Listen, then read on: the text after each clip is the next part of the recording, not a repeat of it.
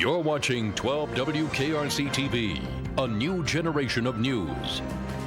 This is 12 Newsmakers. Good morning and welcome to Newsmakers. Tuesday is Election Day.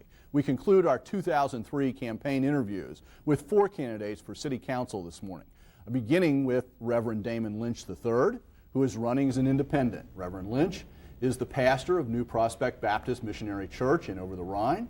He is one of the strategists and leaders of the United Black Front, and for a time one of the 3 co-chairs of Cincinnati CAN. And Pete Witte, who is running as an endorsed Republican. Mr. Witte is the owner of a family-owned engraving business in Price Hill. He serves as the president of the Price Hill Civic Club and a member of the Cincinnati Planning Commission.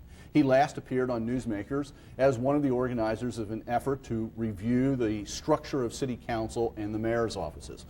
In both cases, welcome back to Newsmakers. Good morning. Good morning. Damon, let's begin with you. What difference will you make on City Council as a member of council? You've obviously been involved in city issues. What difference does it make if you're a member of council?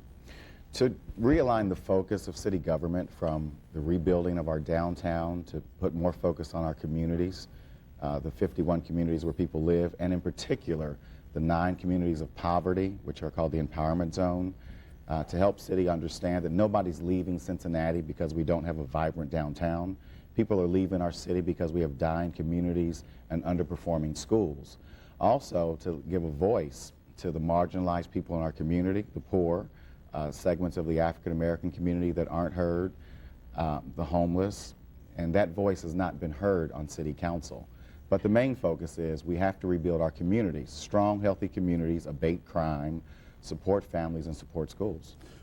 One of the things about your career is that you were a co-chair of CAN, and then the mayor forced you off. You were, as part of the Black United Front, you were at the table as a result of the collaborative agreement, and then the Black United Front walked away. I guess one of my questions would be, are you better as an outsider protesting rather than an insider? I've been both, and I'm good at both. And as you say, my career, I mean, I didn't even consider I have a career yet. The career is actually the church, 14 years of pastoring in Over the Rhine and changing people's lives in that community. But I've been both. I've been on the inside for a long time. I chaired the Human Relations Commission, co-chaired the Summit on Racism, co-chair of Cincinnati CAN, and none of those are positions that I asked for. They're positions that I was either appointed or elected to because people know the leadership ability. I've also been on the outside trying to affect change, and a lot of the change that has taken place in this city has been a result of that push, because oftentimes change takes that kind of push. If I remember correctly, you were even considering a run for council 4 or 5 years ago as a Republican, right? Each council election, I've been queried by the Republicans, the Democrats, and the Charterites. When Charlie Winburn was leaving his seat, he actually took me into the Republican office to meet, I think, Chip Gerhardt at that time. And we had a discussion. I am a nonpartisan political candidate. I'm running you're comfortable as with being independent? I'm extremely comfortable being independent. Pete, let's switch to you for a moment here. You are seen as, and I think to a certain extent presented yourself as, a real voice of the West Side. If you're a member of council, how will you change the way council operates that affects the concerns and interests of people living on the West Side? Well, one, council members need to get out into the communities. I mean, we need to have a better understanding in City Hall of what is going on in neighborhoods. And I think for too long now, our council members have been holed up in City Hall offices, trying to deal with issues that get them on TV, but not dealing with the non-glamorous things that affect people and families from day to day. I mean, safety issues, blighted issues in neighborhoods, litter and just cleanliness issues throughout the communities are the things that are driving middle-class families out.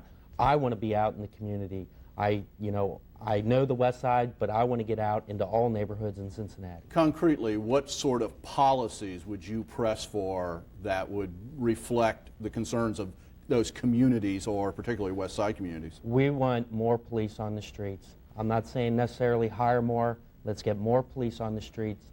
I want to see our police in our communities, patrolling our streets, walking a beat.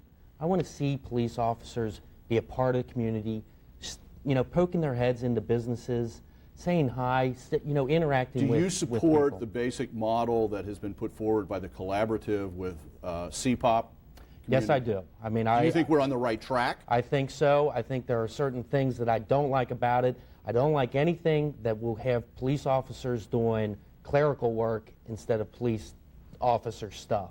And so we need to tweak it a little bit, but we do need to have our police a part of the community. And CPOP does not have them doing clerical work. CPOP has the community and police working together to figure out what the problems are and what's the best way to solve them. You know, the main thing Pete and I usually would disagree on is this idea of we need more police on the streets. You know, my campaign is entitled Building a City of Hope. We want Cincinnati to become a city of hope. We did a walk from Mount Adams to over the Rhine on a Saturday. And as I walked through Mount Adams, Mount Lookout, Hyde Park, O'Brienville, Walnut Hills, all the way to over the Rhine, I didn't notice cops on the corners. I didn't notice cops on the beat checking anywhere. And I walked through some extremely strong and healthy communities. And so it dawned on me, and it makes sense, that strong, healthy communities abate crime. Now, when you get into poverty-stricken communities, in which this city has too many, over the Rhine has a median income of $5,900. The empowerment zone communities have a median income of $11,000. We have to deal with the issue of poverty. We need police officers to do their jobs. We need good policing. Everybody understands that.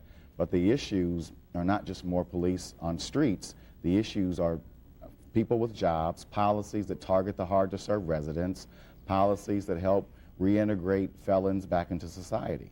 Very quick thing here on police. At times you have been very strident in your call for Chief Stryker to step aside. If you were a member of council, what would be your relationship with Tom Stryker? Chief Stryker and I actually have a decent relationship. I mean, we talk, we see each other, we spend time together. We spent hundreds of hours together in negotiating this collaborative agreement. So you don't see that as a problem? Not at all. Okay. I have to say that you and Chief Stryker have been on this show and dealt with each other very straightforwardly. Sure. So, okay. I want to show a piece of tape to you back from April 9th, 2001, and then have you react to it. Okay. So let's roll that tape, please. Wants to be a great metropolis. It's not. It's a little river town that has more problems than some of the bigger cities in our nation.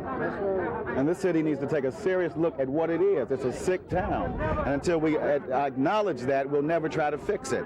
The business community is silent. The larger religious community is silent. And until they see it as an issue, we can't talk about banks. We can't talk about light rail. We don't have the energy to talk about convention center expansions when brothers are dying on the street for running from the cops. That was obviously in the midst of a very difficult time. Have things changed enough that we can talk about these other kinds of development issues, or are we still going to have to continue to talk about it? You know, in April and then in months after that, we formed Cincinnati Can, and we had great promise for our city, and everybody understood the issues. The issues were not just police, community-related issues. The issues were the issues of poverty in our community. We have not fixed that. We have continued to focus on the riverfront, which I say is analogous to building the front porch of the city while the house falls down. We've continued to look at Newport and consider the grass greener on the other side, when actually it's not. The owners of Newport on the Levee right now are saying they're disappointed in the performance of Newport on the Levee.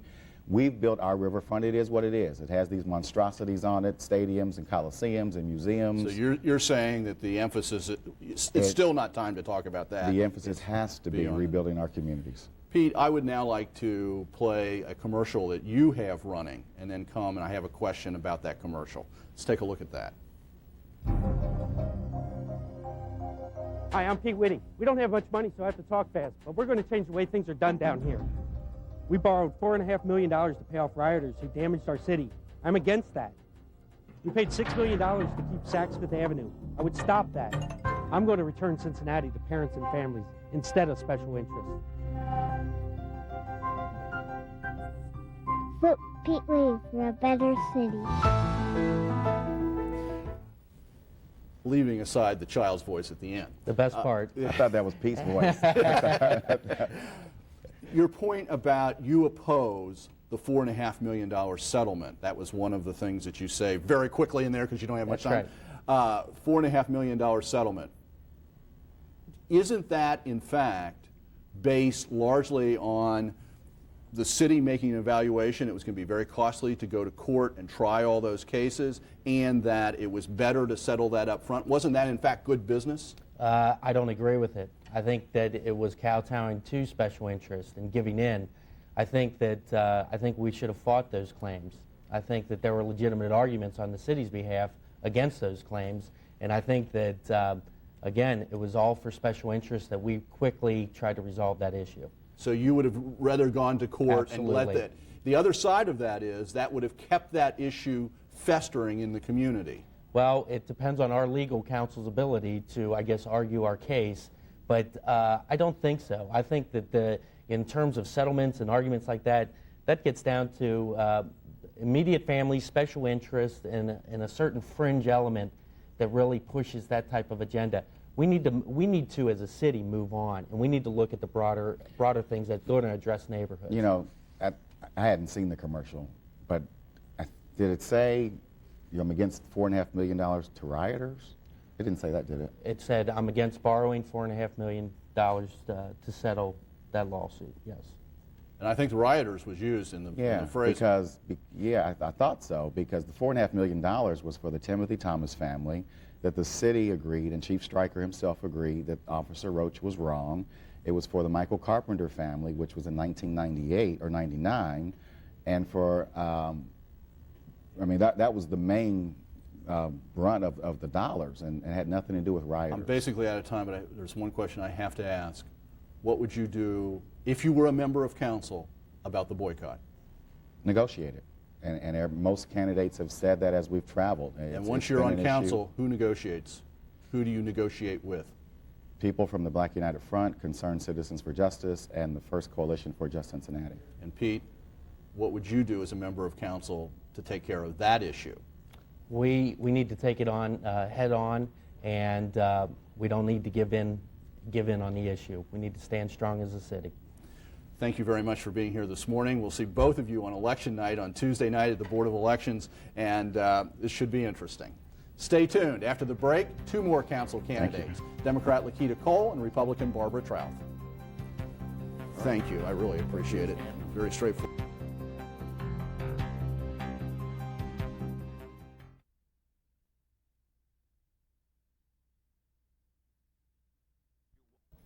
Welcome back. I am now joined by two more candidates for Cincinnati City Council. Laketa Cole ran for City Council 2 years ago as an unendorsed Democrat. She ran an impressive grassroots campaign, finishing in 10th place.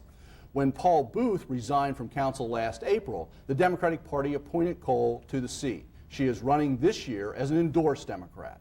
Although technically an incumbent, because she was appointed midterm, I have included her in this series of pre-election interviews with non-incumbents. Barbara Trauth is making her first run for public office. Mrs. Trauth is an artist, a mother, and a civic volunteer who is running as an endorsed Republican. Welcome to Newsmakers. Good morning. Laketa, welcome back. It's been a while since you've been on.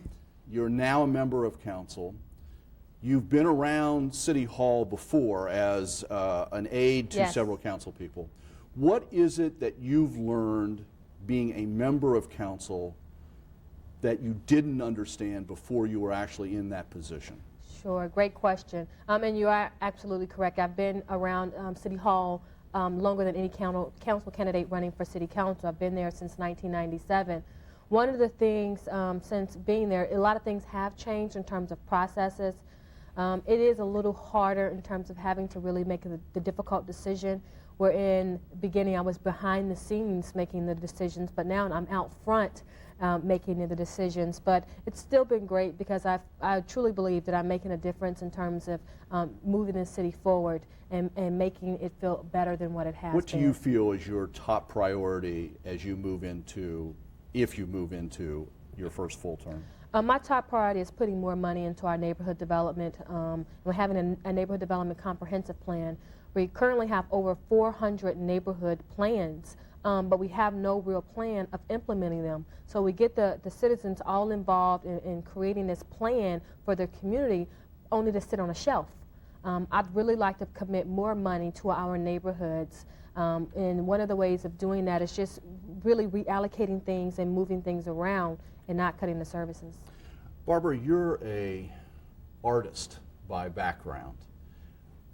This last term was the first time City Council has had a standing committee on arts and culture, headed up by Jim Tarbell. How would you evaluate what the city has been doing for the arts, for that aspect of our community?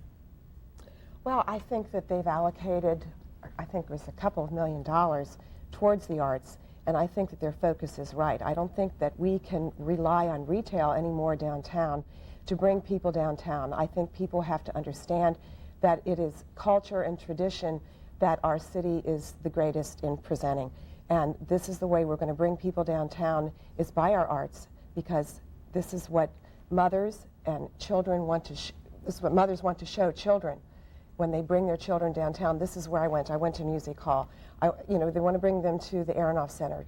And so this is what we're going to have to rely on instead of the retail, because the retail is just not going to cut it anymore. As you have spoken, and I've read several of your speeches and looked at things that you've published, you always present yourself as a mother, a conservative, and a Republican.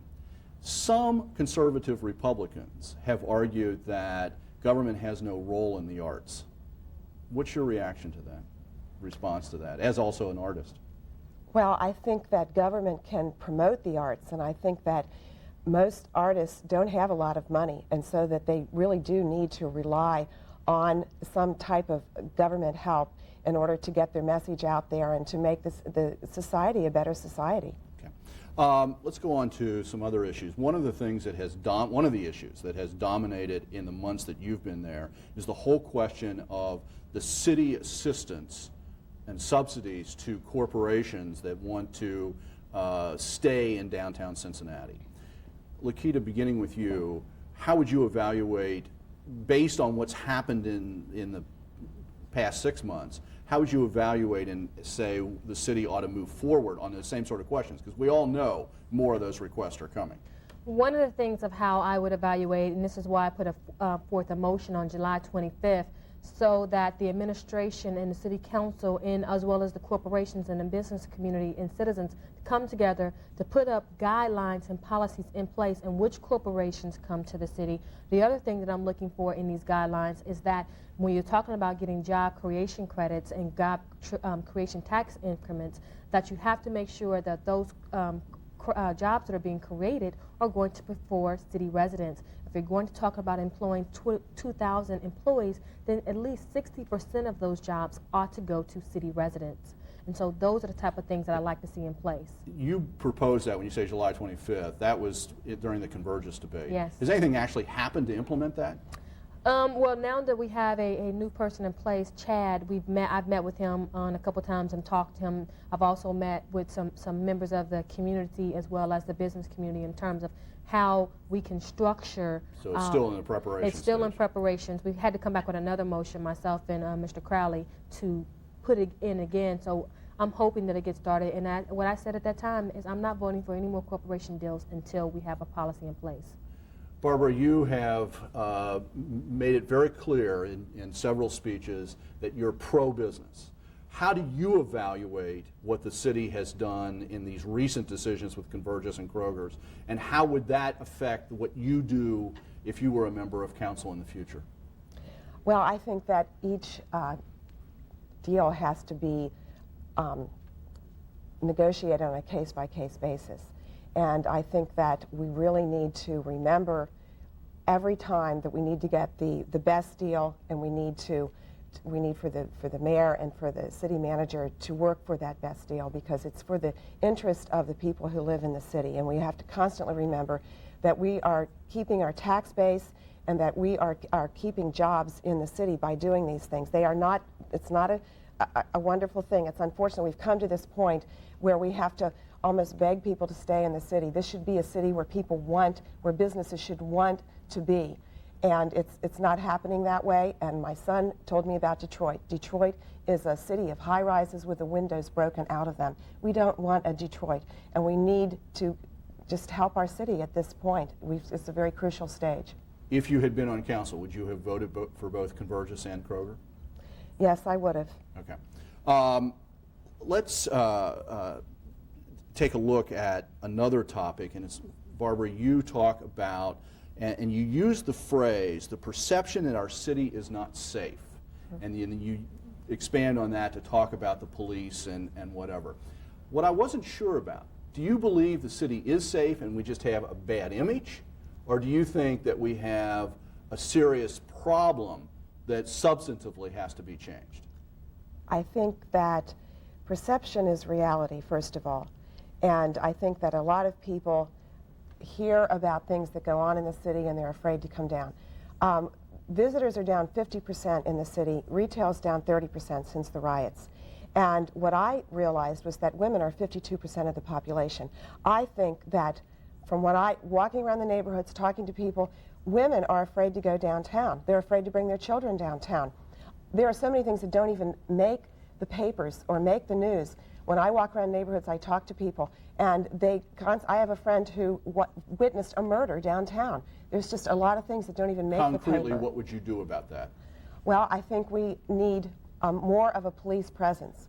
When the opening of the CAC happened, there was a policeman on every corner.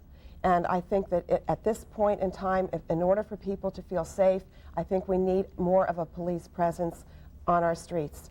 Laketa, what about this area of safety, concern about safety, perception, and police deployment? What's your view?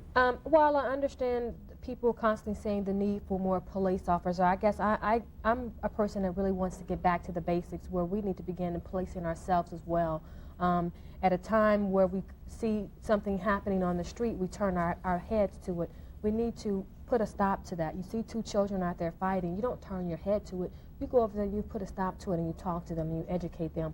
One of the other things that I've done is I have a program distributing cell phones to senior citizens, and yesterday I distributed 100 cell phones. And people were coming up to me thanking me because now they have the security to be able to go out in their community and feel safe, be able to dial 911 as not just for criminal reasons, but also for health reasons.